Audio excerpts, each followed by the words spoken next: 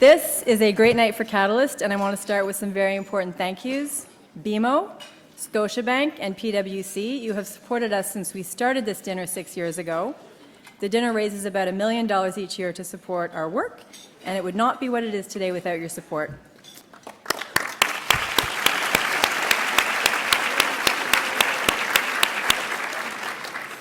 My dad is still talking. It's like a family meal at my house. Everyone just talks over each other. A truly special thanks to Bill Down, our dinner chair tonight. Bill, you are always funny, but you are really bringing it tonight. He is also the chair of Catalyst Advisory Board in Canada and on Catalyst Global Board of Directors. You spend enough time with me and Deborah that it's only a matter of time before BMO files a restraining order. You're not the only funny one. Thank you also. I have a fan at that table. Thank you also to this interesting, inspiring, diverse room of people. We have business people, university presidents, police officers, students, politicians, an astronaut, a Hockey Hall of Fame goaltender, and deputy ministers. We are so grateful that you've made the time to come together tonight to celebrate our champions. I have the privilege of doing work that I love and working with companies and business leaders across the country. And there is probably no better time in the last century to be working on issues of women's advancement. It's exciting. There's a lot happening. People are open and listening. They're looking for support and a better understanding of what it means to be an effective and inclusive leader in a modern context. And that is a wonderful thing. And tonight is a celebration of 3 superb, inclusive leaders. But believe it or not, I do at times encounter skeptics. They often draw upon what I call the 3 big myths of gender diversity in business. Myth number 1, if the business case is so strong, we shouldn't have to convince people. Myth number 2, there's no place for government involvement here. In fact, it does a disservice to women. Myth number 3, women outnumber men in universities, so it's only a matter of time. This will happen organically without goals and targets. I love the fact that people are laughing at that. It's like on cue. Well, these 3 myths ignore the realities of human behavior. Let me make that point more explicitly. Let's talk for a minute about smoking. We had very strong evidence 50 years ago that smoking was bad for us, but people kept smoking. And then about 15 years ago, smoking in Canada really started to decrease. So what changed? On its own, evidence wasn't enough. But a few things happened, creating a fundamental shift in behavior. First, we repositioned the evidence, focusing less on the individual and more on the economic cost to the collective, connecting it to rising healthcare costs. All of a sudden, this was an important public policy imperative that impacted all of us. Second, we accepted that despite very strong evidence, change would not happen organically. Government became a relentless driver of change. Prices went up. It became harder to smoke in public places. I have firsthand evidence of the fact that it became harder to smoke in private places. In my 20s, I enjoyed the occasional cigarette, and when I would go home to visit my parents and sneak off to a little balcony with my youngest sister to have a smoke, my dad would quietly leave the house in the dark, and he'd collect the dog toys in the yard, and he'd wing them at us on the balcony. So you'd be sitting there just having a chat with your sister, getting pegged off by dog toys.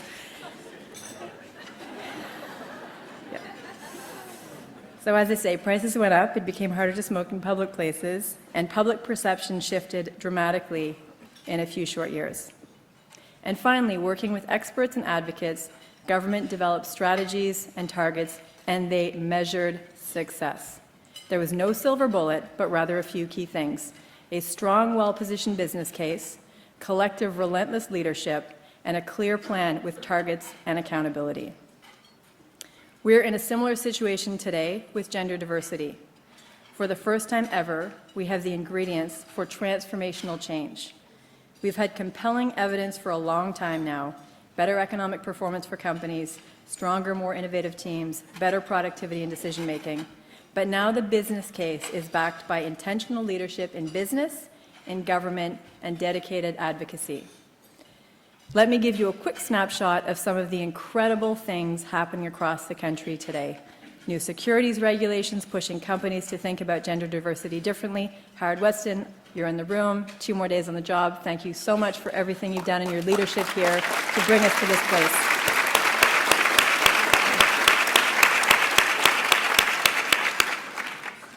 Our historic new federal cabinet. Alberta appointed its first deputy minister for the status of women, and we've heard she's here tonight. 30 influential Canadian companies have set targets through our Catalyst Accord to increase gender diversity on their boards. The list is up there. Incredible companies, different sectors. What you're doing matters. Catalyst is doing pioneering work in Canada and globally around inclusive leadership and working with 850 companies around the world, including Canada. And we're working with global partners like the 30% Club, a global movement to increase gender diversity on boards. And Victor Dodig and Spencer Lantier, thank you for your leadership there.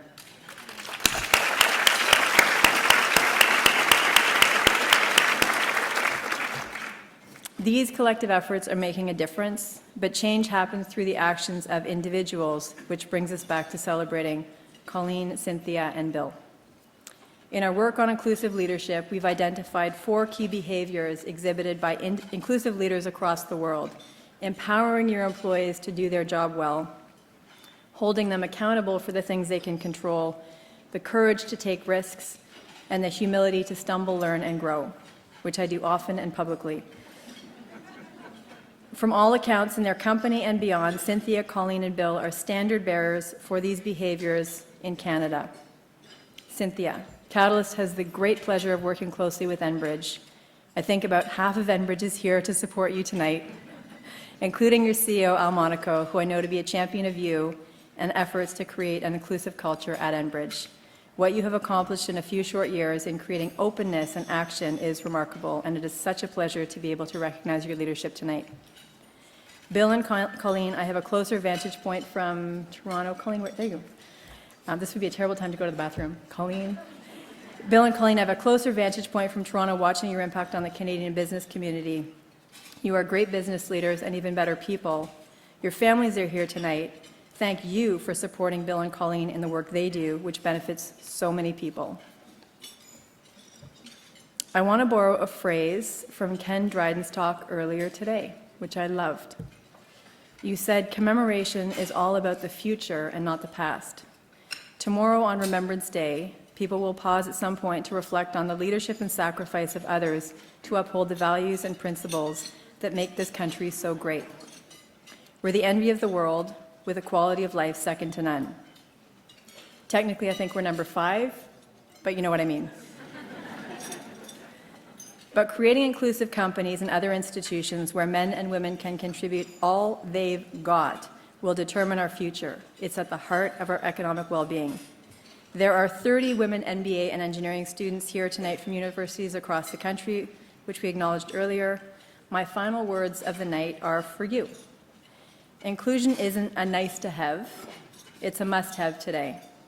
Inclusive leadership is a defining issue for this generation of leaders. Look to work with, to work for, and to become inclusive leaders like Cynthia, Colleen, and Bill.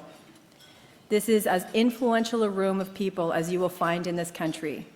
You should expect a lot of them as leaders. Collectively, they're a big part of charting your future. So don't let up on them or on these issues. You deserve nothing less. We wanted to leave you with something tonight. Really leave you with something I'm reaching for right now. So you remember the warmth in this room and the message long after you have left. We'll send you home tonight with something for those cold, dark winter nights when you need a little inspiration, and it's not a hot rum toddy. The new signature Olympic mittens. Thank you very much. I made them myself. I've been knitting. It's not always serious at these dinners. It's fun. It's light.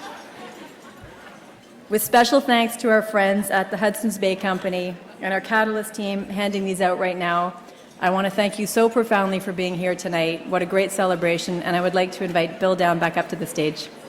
Ready?